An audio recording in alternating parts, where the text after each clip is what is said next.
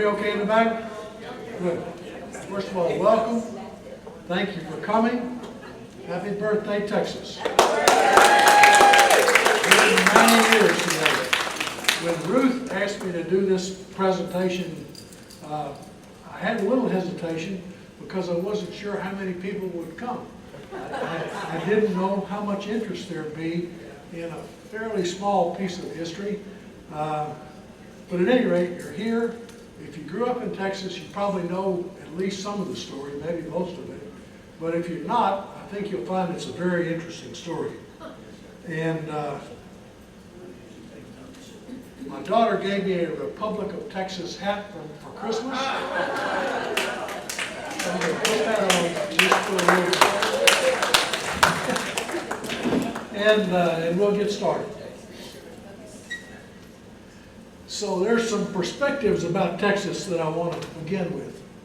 And James Mitchell, of course, was a pretty famous author from here in Austin, and he said, Texas is a state of mind and a mystique closely approximating religion, where people either passionately love it or hate it, united by strong internal cohesiveness, despite vast differences in geography and opinion, all obsessed with its unique identity and potential.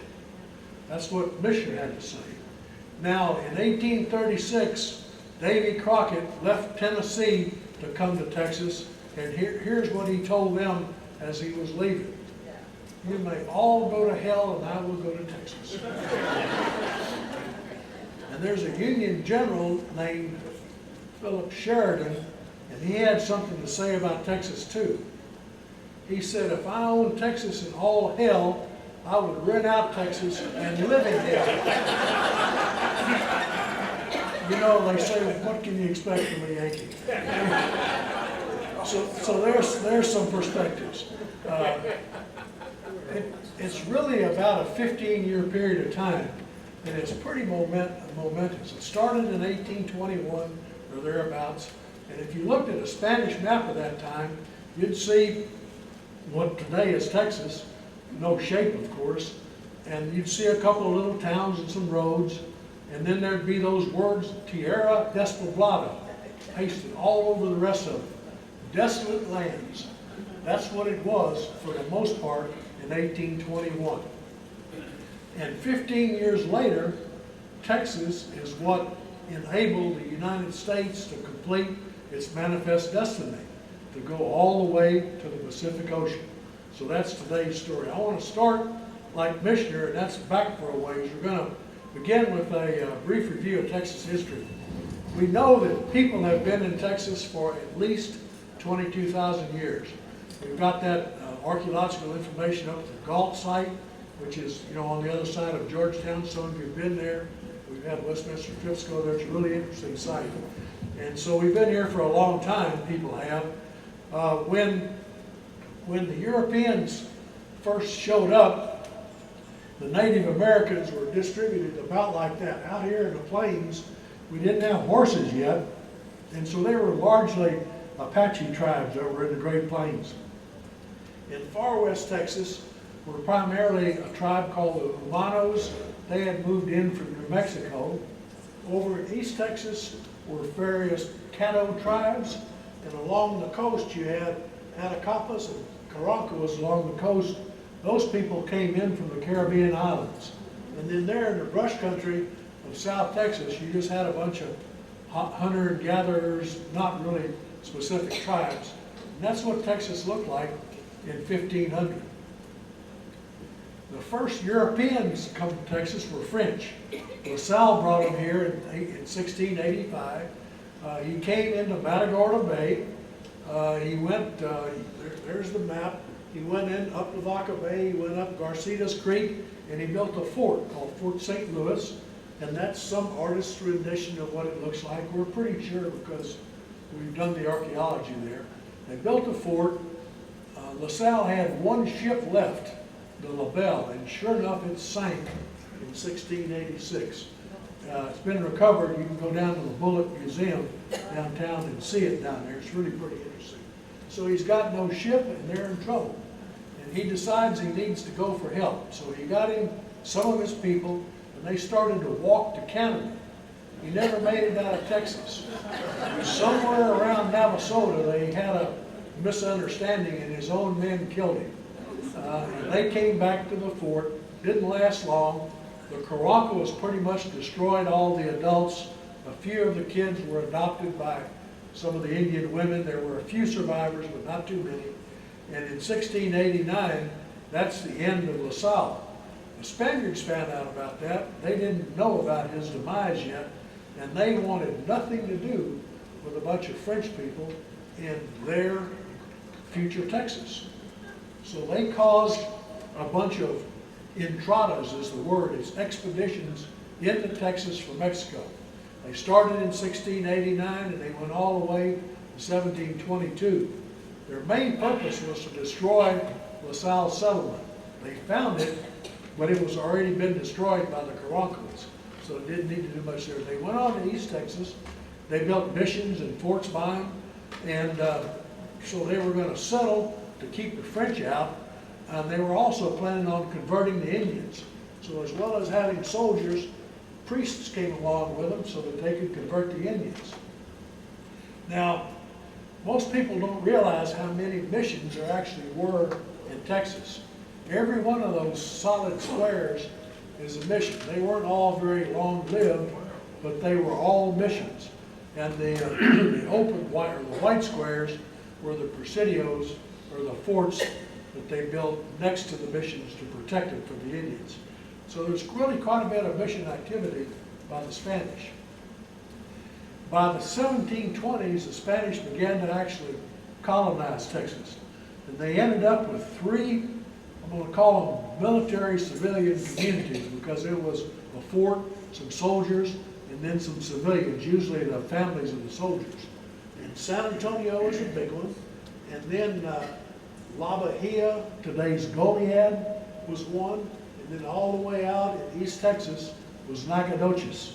So we had these three settlements and a few roads that went through, and that was what Texas looked like during most of the 1700s. It was a Spanish province, a province of Spain, and the capital of Texas was at San Antonio for 50 years, from 1772 to 1824. And so then Mexico does its revolution, freed itself from Spain. Began in 1810, and in 1813 there were a series of battles, including a pretty serious one in Texas called the Battle of Medina. That was in 1813. It took place maybe 30 or 40 miles west of San Antonio. A lot of people were killed in that battle, and then the Royalists chased the rest of them all the way over to East Texas. So it was a bad deal, and it resulted in the population of Texas declining by about half after that 1813 battle. So it's pretty serious. By 1820, Mexico had this land, and they couldn't get anybody to come to it. And the few people that were here were being attacked by the Indians, and they were desperate for more settlers to come in and act as a buffer to protect the settlers from the Indians. And so they made a decision, which I'm sure they later regretted, but they decided to offer free land to Americans. And in 1821, Mexico actually finally achieved its independence from Spain. And at that point in time, there were something around 4,000 Tejanos. That's people of Mexican descent that were living in Texas. And in 1822, American colonization begins with Stephen F. Austin. And rapidly, American families came for this free land, and by 1830, there were some 1,500 Americans outnumbering the Tejanos that were here earlier. Mexico created their first constitution in 1824. They said we're a sovereign, independent nation. One religion, Catholic only, all others are banned.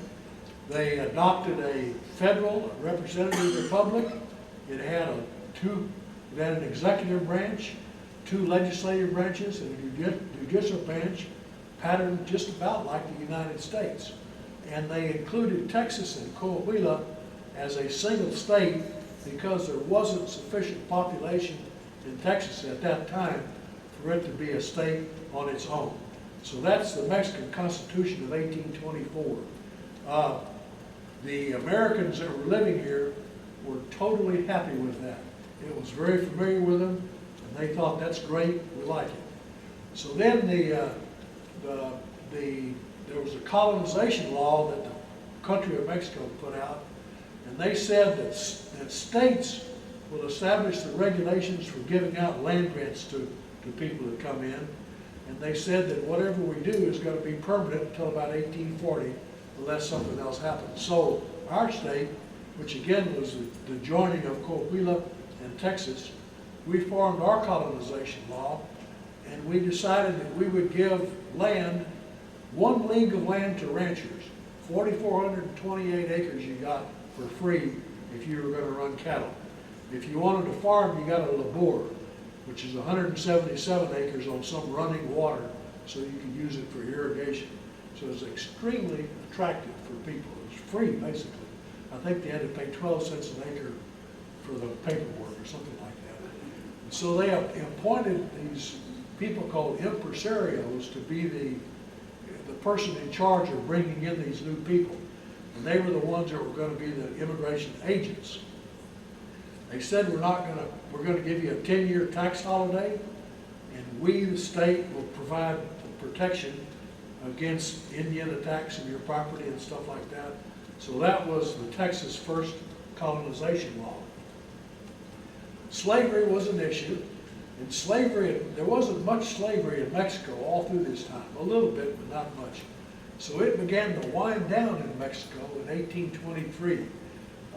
There first was an emperor, Iturbide, didn't last long, but he promulgated a law that said no more new slave importation, and slave children will be freed at age 14. So his plan was to gradually do away with slavery over the course of about a generation. They threw him out, and with him his laws that very same year. So the Constitution that I mentioned came in 1824. Nothing in that Constitution mentioned slavery. In 1827, our state, Coahuila and Texas, produced a law that says, it said basically slavery is going to be done away with a little faster than they said earlier. No new ones can come to the state, and any children of slaves will be free at birth. So it was set up that gradually, again, slavery would be eliminated in Mexico, which included Texas. In 1829, we had a president, Vicente Guerrero, and he made a decree that said slavery is abolished by presidential decree. They exempted Texas for 1 year.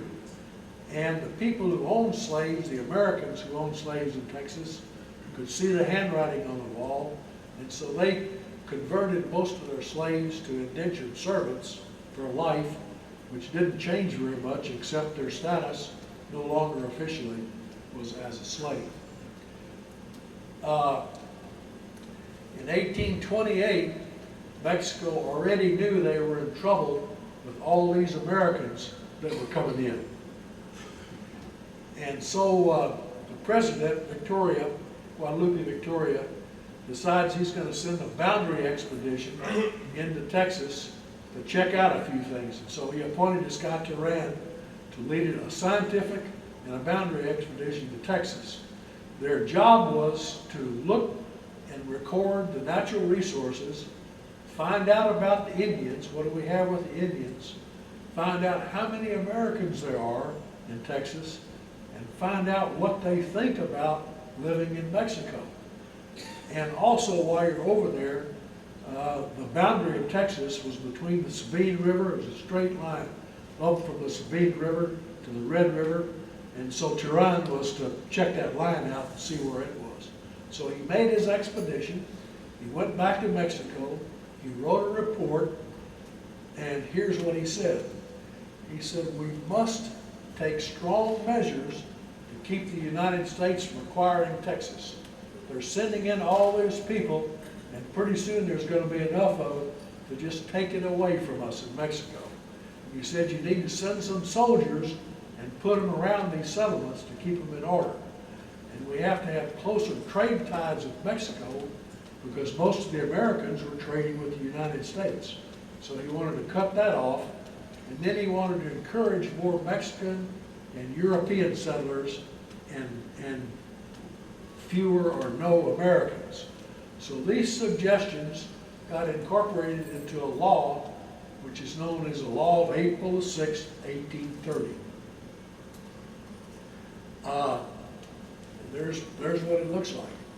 It was designed to stop the flood of Americans coming into Texas, and it had consequences similar to the Stamp Act that started the American Revolution. It banned most new American immigration. That was a key part of the law. And it said that the federal government is going to control immigration, not the state governments like we had before. And there were several of these impresario contracts that had just barely got started. So any one of those that had not yet attracted 150 settlers, they were canceled. Austin's remained good, and a couple of others remained good. They wanted Mexican settlers, so they were offering them free land, free transportation, and some extra money if you will just please come to Texas and take this free land. They did away with the property tax holiday. They started to put tariffs on goods that were coming in, and they put in law for the first time a ban on new slave importation. They didn't do away with slavery, but they said no new ones could come in. In 1832, well, in 1830, as a part of that deal, they sent some soldiers to a new little town on the bottom of the Trinity River called Anahuac. And it was led by this American who was working for the Mexican government named Juan Bradburn. And his charge with 40 soldiers in Anahuac was to hold off new immigration coming from the United States. They brought a customs agent in. His job was to give land grants to these new settlers, but Bradburn wouldn't let him do it. So he stopped him from doing that. Madero also wanted to create a new town, Liberty. There were some American settlers around Liberty. He wanted to let them incorporate, so to speak. Bradburn wouldn't let him do that as well.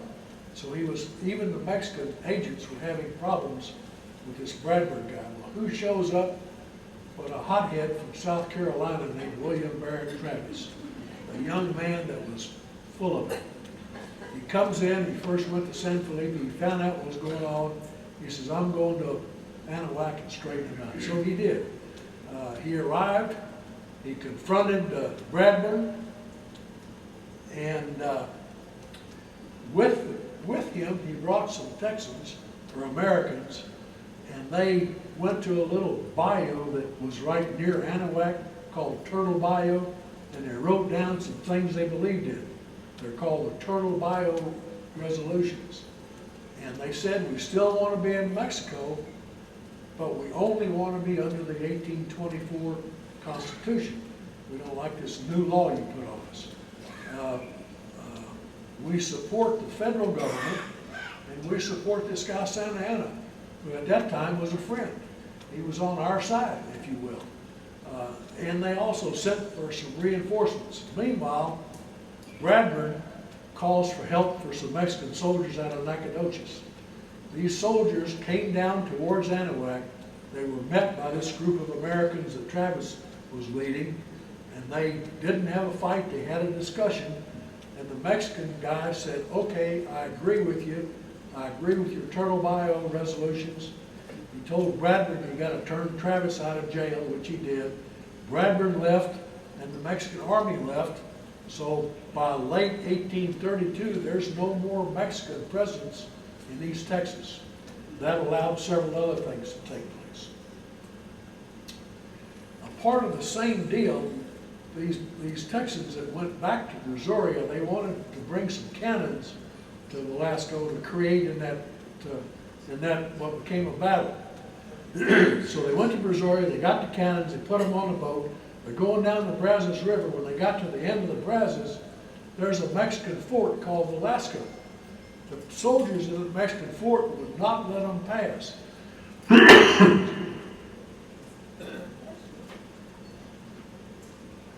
So they had a fight, and the Texans won. 10 Texans died, and 5 Mexicans died, but the Mexicans surrendered, and they had to leave, and that was the first real bloodshed in what later became the Texas Revolution. Many historians point to this as the first battle of the Texas Revolution. The Gonzales deal is more famously known, but a lot of people point to this. Later on, a Federalist, Colonel Mejia, who was one of the good guys, he came into Brazoria. He talked to the people there. He said, I agree with what you wanted. He accepted the Turtle Bayou resolutions. He made peace with everybody, and things were on a pretty even keel for a couple of years. And the Americans in Texas tried real hard to decide that they wanted to stay in Mexico, but it had to be under that 1824 Constitution. So they had what they called a convention in 1832 to talk about this stuff. It was in October. It was at San Felipe. That's just out of Sealy on I-10. When you're on your way to Houston, you can see it. And this was their attempt to come to reconciliation with Mexico. Stephen Austin led the deal. And what they resolved was they wanted to ask for 3 more years of no tariffs. And they wanted to change that 1830 law to allow some more American immigration. They wanted a land commissioner to go issue those titles, which they hadn't got yet. And this is kind of interesting, but they had schools and they were forced to teach in Spanish. So they were asking, could we teach our schools in English? Because that's our first language, that's what we speak. And they also wanted permission to organize a militia. They never actually presented these resolutions to Mexico, so they just said that's what they wanted to do, and it stayed that way for about another year. A year later, they had another one of these conventions in San Felipe, and this time they said, we would like to ask you, Mexico, to separate Texas from Coahuila. We've now got a lot more residents. We think we can be your northernmost state of Mexico. Please separate us from Coahuila. And they even proposed the Constitution for the state of Texas as a part of Mexico. They wanted to repeal all of the anti-immigration sections of that 1830 law.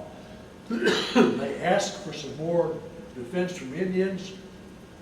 They had a problem with the way the judicial system was worked. Excuse me. They wanted better mail service. They didn't want to pay taxes. And they agreed that we would ban the African slave trade. So the Americans in Texas in 1833 said, no more slavery coming into Texas. Stephen F. Austin took those resolutions to Mexico City and didn't exactly achieve getting them approved because Santa Anna was off somewhere, but he ended up being thrown in prison for a letter that he wrote that he probably shouldn't have.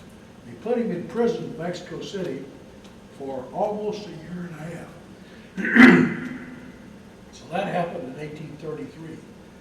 Now, about the same time, 1834, Mexicans sent a guy named Juan Almonte on a trip through Texas to basically make a census. It wasn't an official census, but he was to figure out how many people were living there and what their economics looked like. At that point in time, there were 3 political geographic divisions in Texas. One called Bear, which is like from east of San Antonio down to the Rio Grande. The one called Brazos was on both sides of the Brazos River. And then Nacogdoches was basically East Texas. And you can see the numbers there. 10,600 Americans in Nacogdoches, 5,100 Americans in the Brazos, and predominantly Tejanos, 4,000 in San Antonio. So by then, the Americans, 3 or 4 to 1, outnumbered the Tejanos. And you can look at the economic activity there. They didn't raise any cotton, and they didn't catch any animals to sell the furs for in Bear, but that was not the case in the Brazos. Lots of cotton along the Brazos River, and they were selling lots of furs, so they had some economy going. No schools in San Antonio at that time. 1 school in San Felipe, and 3 in Nacogdoches at that point in time. Now, Almonte couldn't count the Indians, but he estimated there were some 13,000 of them, and 3/4 of them were Comanches. He also didn't count the slaves, but he figured there were about 5,000 of those at that point in time. That's 1834. So 1835, our good friend Santa Anna changed his stripes. He turned himself into a dictator, successfully. He repealed the Constitution of 1824, just threw it out.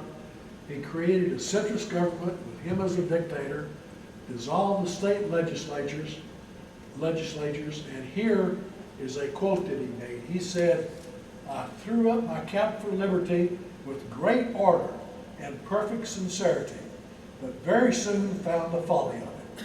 100 years to come, my people will not be fit for liberty. They do not know what it is, unenlightened as they are, and under the influence of a Catholic clergy. Despotism is a proper government for them." So there's Santa Anna's proclamation of how he felt in 1824. And he became a dictator. And of course, hardly anybody liked that. And so what happened, you can probably guess. He had 15 Mexican states revolt against him. You can see the list up there. Coahuila and Texas were one of them. One of the biggest ones was Zacatecas. And in May of 1835, they were rebelling against this new central government. Santa Anna sent a big army to Zacatecas, and he put them down. He killed thousands of people. He gave his soldiers 2 days to loot as much as you could. Steal whatever you can steal from these people. He gave you 2 days to do that. So brutally suppressed Zacatecas. And everybody knew that Texas was next. So in 1835, it got stirred up in Anahuac again. Santa Anna sent the customs collectors back and the soldiers back to Texas, went back to Anahuac, set up business again. The merchants protested. They were arrested. Our friend Travis shows up again. He's got some volunteers. They went to Anahuac. This time they didn't get in a fight. They had a discussion, and the Mexicans agreed, okay, we'll lay down our arms and we'll go home. And so they did. So there wasn't a second battle at Anahuac. In August of that year, Austin was released from prison in Mexico City, and he returned to Texas a changed man. Prior to him going to Mexico, he was totally committed to keeping Texas a part of Mexico. Because of his experiences being thrown in prison and all that, when he came back, he said, no, it's time we become independent. So Austin changed. In October of 1835, 650 Mexican soldiers under a general named Cos came to San Antonio. So that's October of 35, we've got a Mexican army in San Antonio. It turns out that a few years before that, San Antonio had lit the town of Gonzales a cannon so they could use to protect themselves against the Indians. And so on October the 2nd, these Mexican troops came to Gonzales and said, give us the cannon back. The people of Gonzales said, no, we're not going to do it. Come and take it. And that's where we get the famous come and take it play. So they went out a little ways. They had a brief skirmish. They shot at each other a couple times. the two leaders on both sides got together in the middle of the field. They talked to each other. John Moore was the leader from Gonzales, and he says to Castañeda, which is the Mexican chief, he said, look, we're fighting for the Mexican Constitution of 1824. We don't want to leave Mexico, but we're fighting for that Constitution against Santa Anna. Will you join us? The Mexican general said, man, I really agree with what you're doing, but I can't join you. I'm a soldier in the army, and I'm bound to my commander, so I cannot join you. You have to give me the cannon back. And Moore said, no, I'm not going to do it. So they went back to their positions. They shot at each other a couple more times. They fired the come-and-take-it cannon maybe twice, and the Mexicans went back to San Antonio. One Mexican soldier was killed in that whole event, no Texans. So now the Texans have about 150 or 200 men. They follow these Mexican soldiers all the way from Gonzales back to San Antonio. And that sets up what's called the Siege of Bear. So from late October until December, this group of Texans from Gonzales and other places were in downtown San Antonio trying to run the Mexican soldiers out of that city. They finally succeeded on December the 11th. The Mexican soldiers capitulated and they marched back to Mexico. And so at the end of 1835, Texans, who still really wanted to be a part of Mexico, just not kowtow to Santa Anna, they controlled Texas, or at least the part above the Nueces River. So there's another one of these group meetings in San Felipe in late November of 1875. Now, Austin is there saying we need to be independent.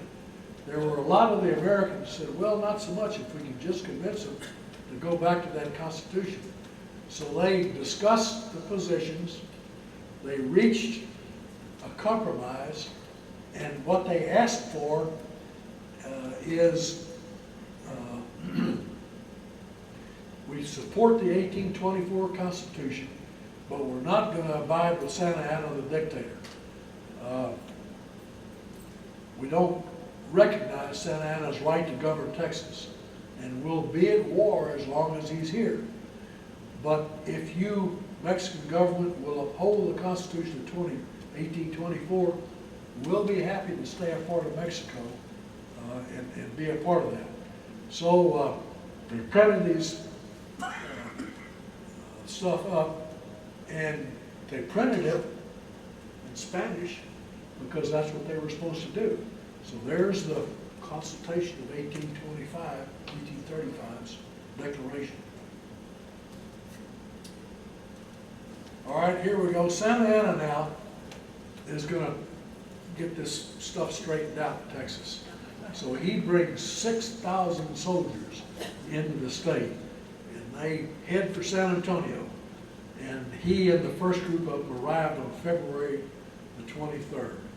And by now you've got Travis is the head of, now the commander for the Texans in San Antonio. He takes his men, he puts them back in the Alamo, which they'd fortified. So now they're in the Alamo, and they're surrounded by Santa Anna and a huge Mexican army. About that same point in time, March the 2nd, 190 years ago today, another convention is going on. This time, it's not in San Felipe. It was over north of Brenham in Washington, Brazos. They declared Texas independence from Mexico, and they also adopted a constitution. So we have now declared ourselves a free republic. That's a replica of the building that they did it in. It's at Washington, Brazos, and here in a couple of months, Ruth has got a day trip lined up for you if you want to go and see that. Okay, the Battle of the Alamo. This is like after Santa Anna had been there for a week. The Texans are inside the Alamo. Santa Anna attacks at dawn on March the 6th. It doesn't last very long, maybe an hour or an hour and a half. He ended up basically killing all the defenders. Best count we have is about 387 men were killed, and 100 Mexicans died, 60 right away and 40 later. So it was a big battle. It lasted about an hour, and Mexico, Santa Anna, completely takes over San Antonio. But I want to point out the flag that was flying over the Alamo when those Texas soldiers were fighting. There's Davy Crockett, by the way, in his coonskin cap. They were still under the Mexican flag, only it's got 1824 on it. They're making a point, no Santa Anna, no dictator, give us that old Constitution and we'll stay. That was in March of 1836. A few weeks later, there was another group of Texas soldiers down in the fort at Goliad, La Bahia. That was James Fannin. And he had around 400 men. And a Mexican general came with an army to him. They had some battles. Fannin finally decides to retreat. He's trying to make it back to Victoria. He got caught on the prairie by Coleto Creek about halfway, and the Mexicans surrounded him. They had a battle, and he had to surrender. So Fannin surrenders roughly 400 of his men. The Mexicans marched him back to La Bahia, to the fort, and in about a week, on Palm Sunday, March the 27th, they lined them all up in 3 different groups. So 3 groups of these Texan captives surrounded by Mexican soldiers leave the fort and go in different directions. They went maybe a half mile. They stopped. The soldiers shouldered their muskets and killed nearly all of them. They killed about 350 of these Texans, and some 28 of them actually escaped. And that was the straw that broke the camel's back. There wasn't anybody, Americans in Texas after that point in time, that wanted anything to do with Mexico. So it was all about independence after that point in time. So a month later, Sam Houston's got his army of Texans, and they go marching down towards San Jacinto. Santa Anna's got his soldiers. They go marching down. They ended up at San Jacinto on April the 21st. They have this huge battle, and it's amazing. It was an overwhelming Texas victory. You can see the numbers. 9 Texans were killed in that battle. 630 Mexicans died in that same battle, and another 730 Mexicans were taken prisoner. It was a huge defeat for Santa Anna. He got caught too, by the way, and a huge victory for Texas. So we win our independence. We were already declared it. So on April the 21st, we win our independence. No Texas flag existed until about 2 years later. So this is the only flag we know for sure that flew. So soldiers from Newport, Kentucky came down, called them Newport Rifles, and they brought a flag, and it had a Goddess of Liberty on it. So that's the flag that the Texans flew in San Jacinto. The one we know came like 2 years later. Okay, so what happened as a result of Texas independence? Well, we were a republic for almost 10 years. We were our own republic, Republic of Texas. And in 1845, Texans voted, asked, and were accepted and voted to join the United States. So we were annexed to the United States. We voted 1845 late, officially 1846, we became a state. Mexico never acknowledged that Texas was not still a part of Mexico. So they had a real problem with Texas joining the United States. So we started a war with Mexico. It lasted for 2 years. And at the end of that war, we resoundingly won the war of Mexican-American War. And as a result of that, Mexico acknowledged that the Republic of Texas was a part of the United States, and they ceded all the land between Texas and the Pacific to the United States. So as a result of Texas getting independence, we had a war with Mexico, and we got all the way from New Mexico to California to be a part of the United States. So that's the Manifest Destiny story. Now, John Steinbeck is another of my favorite authors, and he wrote a couple things about Texas. He says, above all, Texas is a nation in every sense of the word. Texans claim the right to succeed at will. They want to be able to succeed, but they don't want anyone to want them to. And here's a good one. Texas has its own private history based on, but not limited to, facts. That's who we are. Okay, those of you who grew up in Texas probably realize that we have a state song. It's called Texas or Texas. And the rest of you may have never heard it, but I'm going to give you an opportunity to sing Texas or Texas right now. Yay!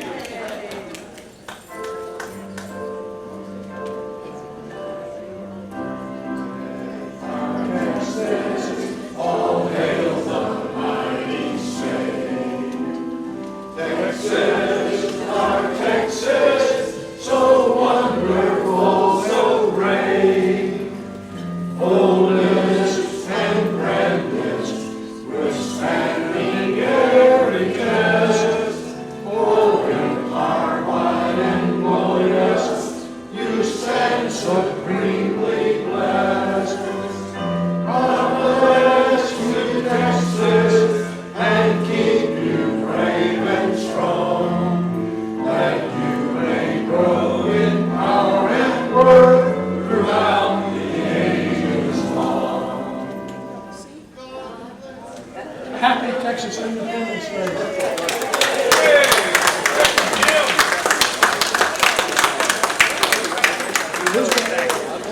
We've got a little time for questions if anybody has some. Here's the story. Let's see. Was slavery embedded in the Constitution that Texans first wrote? No. Stuart asked if slavery was a part of the first Texas Constitution. The answer is no. Why was the Battle of San Jacinto so one-sided?